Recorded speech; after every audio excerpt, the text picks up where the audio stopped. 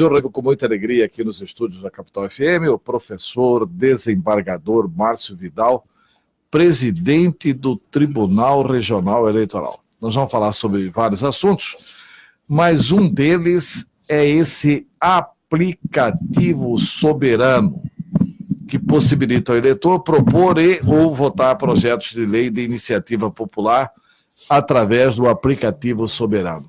Esse aplicativo soberano vai ser implantado, já está implantado, como é que faz para baixá-lo, como é que faz para o eleitor participar disso? Bom dia, desembargador, prazer enorme recebê-lo aqui. Bom dia aos ouvintes desta emissora, e em especial aqui a bancada, aqui representada pelo Antero e os seus auxiliares. O aplicativo mencionado, Soberano Popular, ele já existe. Já foi construído pela equipe de tecnologia e administração do Tribunal Regional Eleitoral desde o ano passado. Ele já está à disposição da população. Basta acessar o site do Tribunal Regional Eleitoral e baixar esse aplicativo na plataforma digital Android. O tribunal está providenciando também a inserção na plataforma digital iOS. Esse aplicativo ele vai propiciar a eficácia do exercício da soberania popular. Na verdade, é um ato de cidadania e, fundamentalmente, também é uma evolução em direção à democracia, porque a população, ou seja, o cidadão eleitor, aquele que está listado na Justiça Eleitoral, poderá apresentar projeto de lei e daí ser colhido a manifestação do cidadão eleitor do Estado de Mato Grosso, e uma vez alcançado o quórum mínimo, que é de 1% do eleitorado, e tem que também haver 5 municípios até com votação no mínimo de 3/10 do eleitor daquele município. Se preenchidos esses requisitos, o Tribunal Regional Eleitoral enviará o projeto à Assembleia Legislativa, que terá que apreciá-la, né? Isso é que adveio agora da legalização desse aplicativo via da Lei 10.831 de 14 de fevereiro do corrente ano. Já está em vigor. A Assembleia Legislativa, sensível a essa necessidade estadual, sensível a essa necessidade de implementar esse instituto da Constituição da República Federal e também da Constituição Estadual, porque está regulamentada no caso da Constituição Federal no artigo 14 e na Constituição Estadual no artigo 5º, né? Cabe aqui esclarecer a população que a iniciativa popular já está há quase 3 décadas em vigor, porém, de lá para cá, nunca houve uma possibilidade efetiva ou uma chance desse cidadão eleitor verdadeiramente participar do processo. Ele pode participar através de manifestação junto até o próprio parlamento. Vou lhe dar um exemplo, a lei que é conhecida sobre ficha limpa. Ela nasce da iniciativa popular, né? Mas só que ela não chega até o final do processo. Por quê? Porque é impossível você levar essas assinaturas à Justiça Eleitoral fisicamente, acolhidas fisicamente, e a Justiça Eleitoral tem que validar essas assinaturas. Isso não é possível. Então, daí porque essa lei mencionada, ela foi aprovada porque um parlamentar do Congresso Nacional assumiu a paternidade e aí levou a plenário a discussão e foi aprovada. Então, o que vai propiciar esse aplicativo é justamente a possibilidade efetiva na plataforma digital do cidadão eleitor apresentar o projeto, votar esse projeto, porque ele tem a opção do cidadão eleitor concordar ou discordar desse projeto, né? Isso, Mato Grosso, é um avanço, é o primeiro estado da federação que, através da Assembleia Legislativa do Estado do Mato Grosso, e em parceria também com o Tribunal Regional Eleitoral, está colocando à disposição da população de Mato Grosso. Aí o cidadão vai votar esse projeto, aí ele entra na pauta da Assembleia. Aí, uma vez aprovada, como eu disse, alcançado o quórum mínimo, né, que eu disse, 1% do eleitorado do estado de Mato Grosso, em cada município, no mínimo 5 municípios, em cada município, alcançado também 3/10 do eleitorado daquele município, é o somatório disso, esse projeto é encaminhado à Assembleia Legislativa, que irá apreciar. E lá ela poderá, obviamente, se houver alguma imperfeição quanto à forma, a linguagem, ele poderá, sim, poderá modificar, poderá acrescentar, poderá aprimorar, né? E, obviamente, que o poder final é deles, da Assembleia Legislativa. Porque a nossa democracia é representativa. Sim, é representativa. Né? Mas o eleitor poderá acompanhar pelo aplicativo o trâmite? Sim, perfeitamente. Isso o aplicativo vai possibilitar também o acompanhamento desse desenvolvimento. Exatamente, está desenvolvendo. Ele pode acompanhar enquanto estiver na plataforma digital da Justiça Eleitoral, ele poderá acompanhar. Saber quantos que já votou, em que sentido votou, quantos %, né? Para ele saber que precisa de mais participação da população. Um dos poderes, e você já foi representante dele, importante da República, é o parlamento, né? O parlamento é o grande engenheiro da organização da vida em sociedade. Então é necessário que o cidadão eleitor se conscientize, porque democracia não é só depositar o voto, não é só comparecer o dia da eleição, mas fundamentalmente você participar durante os 365 dias do ano e acompanhar. Aí você estará também exercendo um grande instrumento da democracia, que é o controle social. Desembargador, esse projeto é tão entusiasmante que me remete à origem da minha participação no Legislativo, que eu fui vereador de Cuiabá. Os vereadores poderão utilizar isso? Ou precisa de alguma coisa para regulamentar isso na Câmara? E isso também estará disponível aos municípios de Mato Grosso? Porque isso é uma revolução. É cada esfera de competência política, né? O município, obviamente, ele poderá também participar como? Editando uma legislação para regulamentando essa plataforma digital. Nós já temos, Cuiabá foi o primeiro município que implantou o Soberano Popular. Em seguida, nós tivemos o município de Rondonópolis. E tem outros municípios também que estão ainda em via de estudo para ser colocado em plenário a apreciação.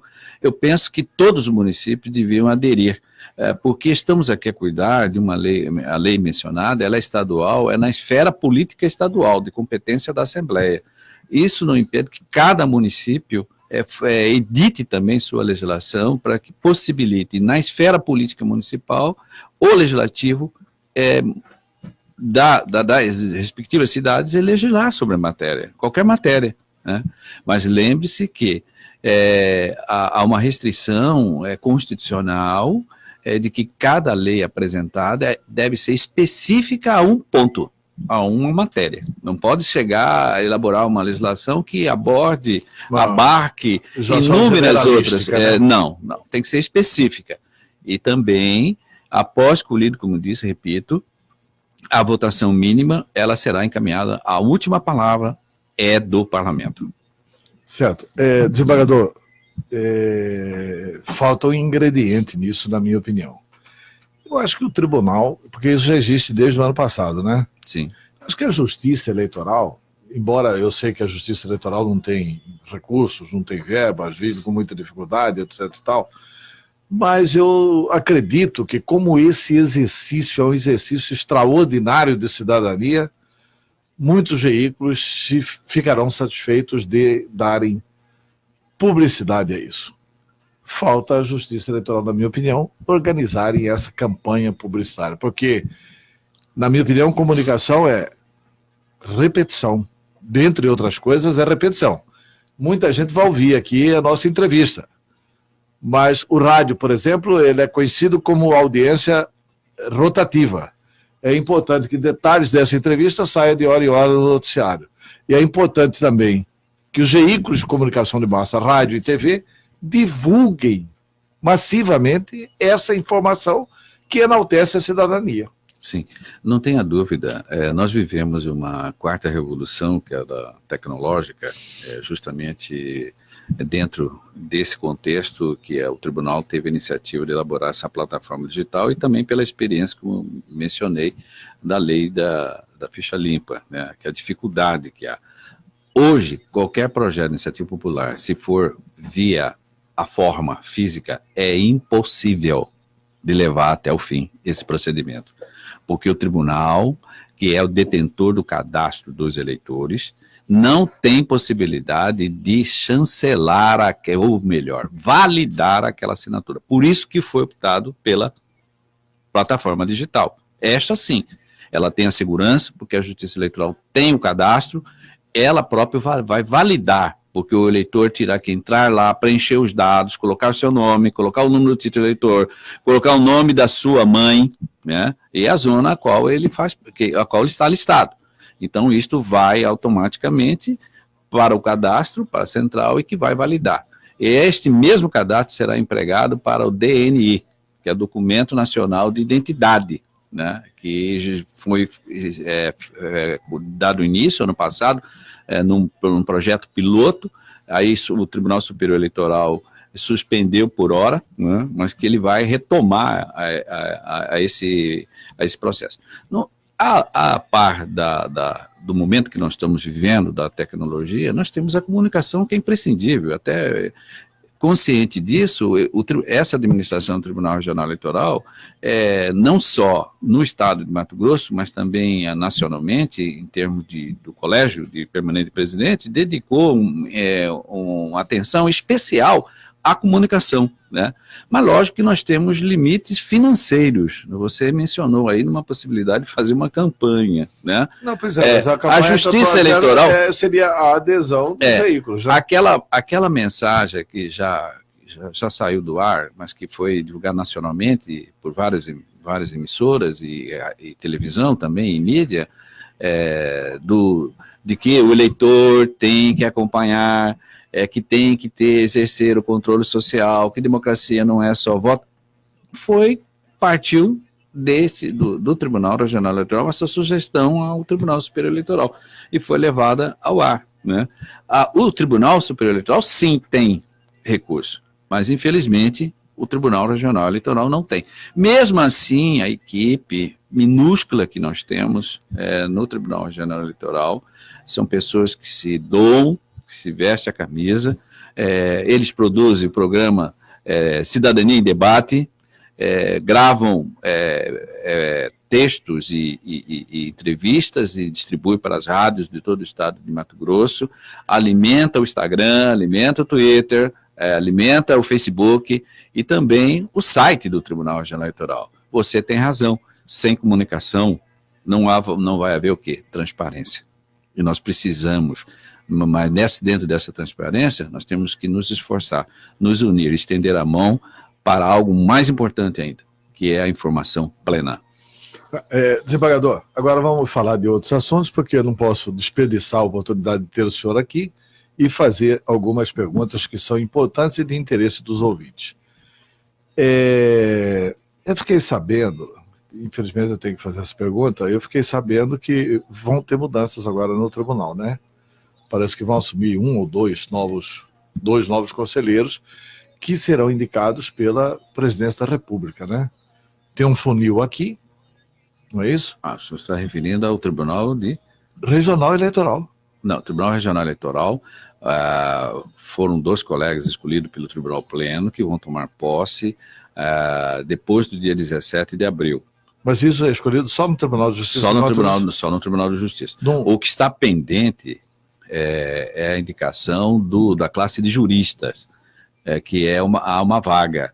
Essa vaga, quem escolhe é o presidente da República. Pois é, essa o tribunal escolheu a lista, formou a lista tríplice, essa lista tríplice passou pelo Tribunal Regional Eleitoral. É sobre essa vaga que eu estou falando. E foi enviado ao Tribunal Superior Eleitoral. É sobre essa vaga que eu estou falando. Porque nós vamos ter aqui um julgamento importante, que é o julgamento da questão da desembargadora Selma. Ex-juíza Selma. A juíza Selma, a desembargadora nunca foi, juíza Selma. E esse julgamento da juíza Selma não vai contar com alguns membros que participaram de todo um processo inicial. Isso não traz um prejuízo ao processo? Depende do prisma. Até porque, só para completar, o senhor responde as 2 coisas ao mesmo tempo. Eu ouvi dizer numa roda de advogados, eu considerei inacreditável. de que a condição para ser indicado lá vai ser a bênção de quem vai ser julgado aqui. É um negócio assim, eu acho de causar estupefação. É possível? Mas o que eu acho que a conversa é mais especulação, porque são olhares das pessoas, são valores de cada um de nós, né, diante de um fato, você faz o seu pré-julgamento, a sua avaliação, né?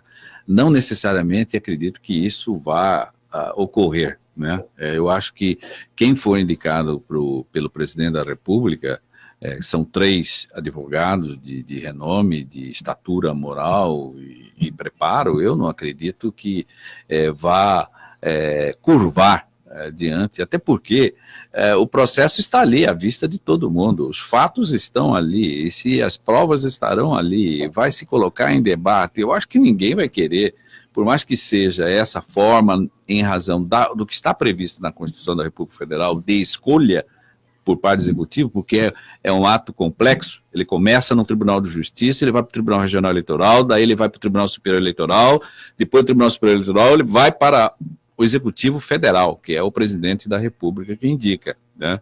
Eu não acredito, com todo respeito, essas pessoas, essa avaliação, eu acho que não passa de mera especulação, com todo respeito. Porque assim hoje você tem mecanismo jurídico de filtrar isso, essa possibilidade. Você pode arguir suspeição, você pode arguir impedimento, você pode, obviamente, vai em tese a possibilidade de recursos, a instância superior, a instância extraordinária. Então eu não sei, não vejo assim com esses olhares, né? Tá, até porque a envergadura dos 3 que foram indicados são pessoas que, acredito, até hoje não há nenhum nódulo, nenhum fato que venha denegrir a imagem deles. Tá. E com relação ao processo? Como é que está o processo? Qual que é a previsão de entrada em pauta do processo? Eu recordo muito bem da última entrevista nossa, você fez uma indagação dos processos, fazendo uma comparação ao fato do julgamento do senador Medeiros, né, hoje deputado federal. Que ficou 4 anos e não foi julgado. Ficou, na verdade, isso. A presidência do tribunal, juntamente com os seus pares, tem constantemente solicitado a todos o empenho de julgar o máximo de processo, não deixar represado. Naquela oportunidade disso, e vou repetir, o processo especificamente mencionado aqui por você, ele é de uma alta complexidade, existe o princípio do contraditório, né? Você não pode ferir o princípio do contraditório, porque senão você vai criar um vírus que vai dar ensejo à nulidade. Então, às vezes, você fica na ânsia de acelerar, ter um desfecho, né, que tá, aquele processo que está na sua mão, mas você pode acabar atropelando alguns princípios constitucionais, e aí dando aso a discussões futuras e decisões que possa, evidentemente, desconstruir tudo que foi feito. O relator nato, eu não tenho essa informação, mas me parece, só pela imprensa que eu vi, que já foram apresentadas alegações finais. O nosso mandato vai até abril. Eu penso que esse processo, exemplo de outros, vão entrar em pauta ainda nesta composição ainda do Tribunal Pleno. Só se ocorrer algum fato novo de recurso, ou vamos dizer assim, de alguma ação das próprias partes envolvidas no processo que possa dar ensejo a algum retardamento. Normalmente, depois das alegações finais, já vai para o Ministério Público para colher o parecer do Ministério Público, e uma vez colhido o parecer do Ministério Público, o relator coloca em pauta. Ele solicita a pauta, a entrada. Aí entra automaticamente. Então tem prazo mais do que o suficiente para jogar até abril, né? Tem prazo mais do que o suficiente, porque assim, a pessoa troca depois mais membros do tribunal. É um novo tribunal que vai julgar. Porque nós somos 7 e se corre o risco de você ter aí 3 novos integrantes, né? Na época do julgamento. Julgamento. Quer dizer, pois é uma coisa interessante isso. Esse é algo que deveria ser corrigido, penso, na Constituição, né? Porque a Constituição que prevê esse biênio, né, de cada 2 anos, a troca de membros, há uma rotatividade muito grande e não há segurança jurídica. Podia que o juiz que começou o processo, ainda que tenha sido substituído, ficar vinculado, mas acontece... Ficar vinculado ao processo. Mas acontece que não é essa a regra constante da Constituição e muito menos das leis, né, que disciplinam essa matéria. Essa é uma proposição que deveria ser colocada no Parlamento, no Congresso Nacional. Desembargador, eu vou fazer uma pergunta para tentar resolver o problema meu, inclusive. Eu não fiz a biometria. Eu fui fazer a biometria, constou lá um problema que não existe, e eu não tive condições de fazer porque o tribunal não tem condições de pedir, eu votei com o meu título antigo. Como é que eu faço para fazer a biometria? O senhor tem que procurar quer dizer, eu e todos os ouvintes. Antero, foi boa essa pergunta, porque nós estamos com 26 municípios do estado de Mato Grosso em processo da biometria e alguns de revisão. E esse prazo vai até final de março. O que temos acompanhado, há um número bastante reduzido de pessoas que estão comparecendo aos cartórios, aos locais, os postos, para realizar essa biometria. Qual é a consequência disso? Cancelamento. Uma vez cancelado, eu acredito que seja o seu caso, o seu e de mais 80 mil eleitores de Cuiabá... Mas o meu já teria sido cancelado? Já cancelou, foi cancelado agora recentemente, no ano passado, final do ano passado. Depois da eleição? Sim, porque eu votei. Depois da eleição, foi justamente, nós não queríamos prejudicar os eleitores.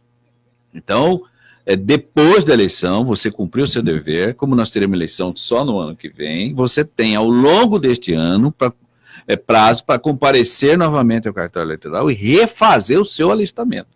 E não refazer o seu alistamento será feito via biometria. Essa biometria é importante não só para o título, como disse anteriormente, para o DNI, que é o Documento Nacional de Identidade, que vai ser tudo digital. A carteira de habilitação vai ser digital, então está inserido tudo dentro desse banco de dados. Então, por isso que é importante que você faça a biometria. Foi feito à época, em Cuiabá, nós montamos uma estrutura, isso custou teve um certo valor, colocamos postos no shopping Três Américas, no posto também no shopping Goiabeira, fizemos no vários outros locais, na Unimed, enfim, vários, foram 9 ou 10 postos. No entanto, nós tivemos 80 mil eleitores que não compareceram. Né? No meu caso, agora, infelizmente, o senhor terá que ir procurar o cartório do tribunal lá, localizar na Casa da Democracia e refazer o seu novo alistamento eleitoral. Tá. Novo processo, porque aquele título que o qual o senhor tem, não tem mais validade. Isso vai lhe impedir de tirar um passaporte, vai lhe impedir de querer fazer uma viagem posterior, etc. Tem consequência. Exatamente. Votar, né? Esse é o mais grave. Mas eu fui tirar e até agora não entendi que confusão que deu lá nos dados do Tribunal Regional Eleitoral. Porque deu que eu estava inadimplente, eu nunca tive inadimplente, eu sempre votei em todas as votações. Isso é uma coisa que o próprio tribunal na época não conseguiu esclarecer e eu não consegui tirar. Tá? Tudo bem, eu votei com o título antigo, não tive prejudicado o meu direito de cidadão, mas eu vou procurar lá o cartório, ver se identifico isso. Eu vou tentar identificar o que ocorreu no teu caso em particular e vou retornar a justificativa, o que se sucedeu. Desembargador, mais algum esclarecimento, alguma informação que o senhor considera importante, que eu não tenha lhe perguntado?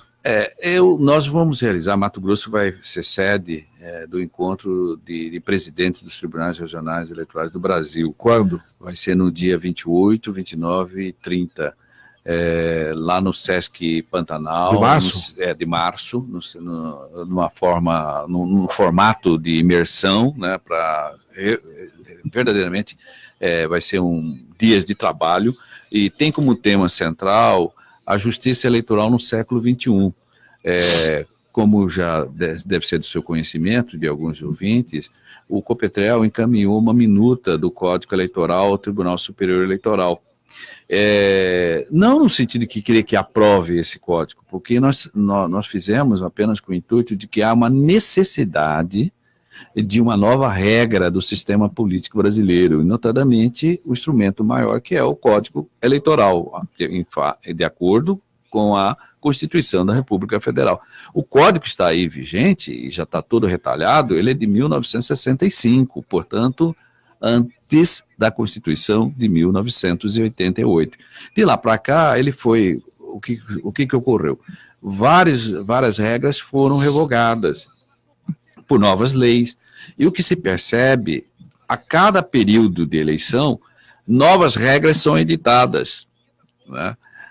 São editadas pelo parlamento e que dá o rótulo de reforma, mini-reforma política. Aí, nem sempre é feito com um certo cuidado de uma visão macro, né? Eles ficam, às vezes, na maioria das vezes, fica focado apenas numa situação do momento, vamos dizer assim, de resolver uma situação deles, de permanecer ou não dentro da política, né? Então, por isso que entendemos que é necessário e importante que tenhamos uma nova regra jurídica que dê segurança por um certo tempo, 5, 10 anos. Olha, se isso aqui, esse modelo não está mais atendendo os anseios da sociedade, dos interesses coletivos, faça a revisão desse texto. Mas agora o que não pode é permanecer da forma como está. E o Tribunal Superior Eleitoral foi bastante sensível, que agora a ministra Rosa Weber instituiu uma comissão presidida pelo ministro Barroso para justamente elaborar uma minuta de um código eleitoral que tem que ser levada à apreciação, obviamente, do Congresso Nacional. Isso é altamente importante no momento da vida política brasileira, e isso foi um trabalho do colégio, né? A par disso, nós elaboramos 2 projetos, uma é da inserção da disciplina Direito Eleitoral, o Sistema Eleitoral, nas faculdades de Direito, porque é absurdo o bacharel em Direito, ele deixa a faculdade sem estudar essa jurisdição, que é tão importante quanto a outra. Eu tenho dito que a jurisdição eleitoral é a mais abrangente de todas. Nós temos aqui em Mato Grosso 2.300.000 eleitores, isso quer dizer que nós temos 2.300 clientes permanentes no sistema da jurisdição eleitoral.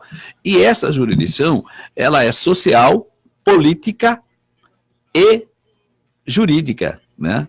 E fundamentalmente administrativa. E o peso maior dessa jurisdição é a social, a política e a administrativa. A jurídica é para pequenos casos, é diferente da jurisdição da Justiça Estadual, da Justiça Federal, da Justiça do Trabalho, que o peso maior lá é jurídico, porque lá o que é?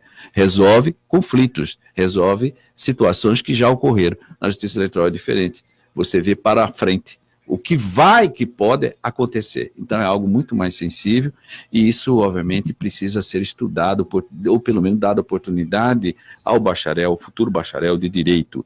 A par disso, apresentamos também um outro projeto pelo Copetel, que é a introdução da disciplina Cidadania no curso médio, né?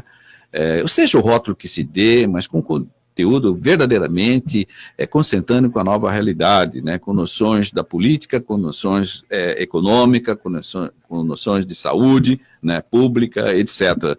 E isso já foi encaminhado ao ministro do governo passado, mas ele não levou à frente. Então, nós já solicitamos agora uma audiência com esse governo, com o ministro da Educação e Cultura, para apresentar esse projeto. E isso tem sido constantemente feito uma campanha no Instagram, né, chamando a atenção da população para a importância desses projetos para ela, para a sua própria sociedade.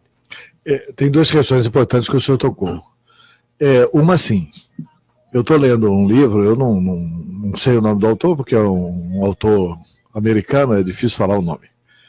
Mas 21 lições para o século XXI. Essa eu já li. Já li. Pois é, que mostra o avanço da inteligência artificial. E que mostra que nós vamos ter carros no futuro sem motorista, vamos ter trator sem tratorista, vamos ter, enfim, nós vamos ter uma revolução tecnológica extraordinária. Já estamos nela. Já estamos nela. E por que não temos o voto pelo telefone? Quer dizer, é uma questão que isso vai evoluir e tem toda a segurança tecnológica para possibilitar isso. Antero, uma boa, excelente pergunta. Eu já venho falando sobre isso junto ao colégio e junto à própria servidores do Tribunal Regional Eleitoral. Quando nós tivermos uma segurança da identidade, isso já temos de uma certa forma, e tivermos também a garantia de que as pessoas não vão ser coagidas a votar neste ou naquele candidato pelo patrão, por exemplo, de uma empresa, de uma indústria ou de um comércio, né? Com certeza isso vai ocorrer. Isso é irreversível. A tecnologia está aí, não se trata de você optar ou, quer dizer, quiser resistir ou não a ela. Ela já faz parte do nosso cotidiano, ela faz parte da vida da nova geração, né? Você vê crianças com menos de 1 ano de idade, elas têm uma facilidade de... Elas fazem melhor que nós. Né? Exatamente. Então, elas aderiram. O que, com certeza, isso vai ocorrer, mais cedo ou mais tarde. E o outro ponto que eu tenho chamado a atenção deles, e também de outros colegas, nós estamos caminhando também para um governo digital. Isso vai trazer uma economia fabulosa para todos, não só para a máquina administrativa. Como a própria votação digital também trará uma economia gigantesca. Não há dúvida. O que é gasto na eleição é uma coisa extraordinária, astronômica, né, que poderia ser destinado a outras áreas da saúde, da educação, da segurança, né? Mas eu acho que todos os presidentes, os novos presidentes do Tribunal Regional Eleitoral, a exemplo também do Tribunal Superior Eleitoral, devem estender as mãos, e assim os outros organismos do próprio Estado, no sentido de propiciar isso. Eu tenho dito que a urna eletrônica, daqui uns dias, não vai fazer parte da nossa história e vai para o museu. Nós teremos outro mecanismo, porque em alguns países já foi implementado esse sistema digital que permite o eleitor, ele abre, não é um dia só, ele abre 3, 4 dias para votação, o eleitor vota com possibilidade de rever o voto no curso dos 3 dias. Se ele entender que um fato novo tenha surgido e ele se convence de que aquele voto que ele está equivocado, né? Há um risco do seu representante, então ele pode reformular o voto. Isso vai, com certeza, ocorrer na sociedade também brasileira, mas isso precisamos avançar em outras áreas para permitir que isso venha ocorrer com uma serenidade e com uma segurança mínima, ou seja, riscos mínimos de fraude, de coação, da liberdade de escolha do cidadão, pelo cidadão eleitor. A outra coisa, abusando um pouco da sua experiência como professor de processo civil, direito civil, né, já que o senhor vai estar com o ministro da Educação, porque a nossa graduação de direito realmente precisa ser reformulada, não só para colocar o direito eleitoral, como para colocar o direito internacional, que é muito usado hoje, e para mudar até o direito penal. Porque o grande crime hoje está a um clique do computador. Se você não tiver uma graduação de direito penal econômico, você não vai estar combatendo os grandes crimes deste século, né? Antero, há mais de 5 anos, eu, como professor da Faculdade de Direito da Universidade Federal, apresentei projeto para reestruturar a grade curricular, porque essa grade curricular está desde a época do meu pai, não é consentânea mais com o mundo de hoje, né, com as nossas necessidades de hoje, né, e isso não foi, foi formada a comissão na faculdade, especificamente eu vou falar da Faculdade de Direito da UFMT, foi constituída uma comissão, foi apresentado o projeto, mas é que tem que passar por várias instâncias. Então, até tem que ter uma certa anuência do próprio Ministério da Educação e Cultura para você alterar essa grade curricular. Mas mesmo, independente disso, nós fizemos, juntamente com os outros colegas, nós fizemos algumas propostas e fizemos algumas adequações. Por exemplo, como nós vivemos numa área da tecnologia, o processo hoje é digital, não é mais físico, né? Então, na cadeira Teoria Geral do Processo, nós inserimos conteúdo do processo eletrônico para municiar, capacitar esse futuro bacharel de Direito para ter um certo domínio nessa área, né? E foi feito também algumas correção de outros conteúdos das diversas matérias da faculdade.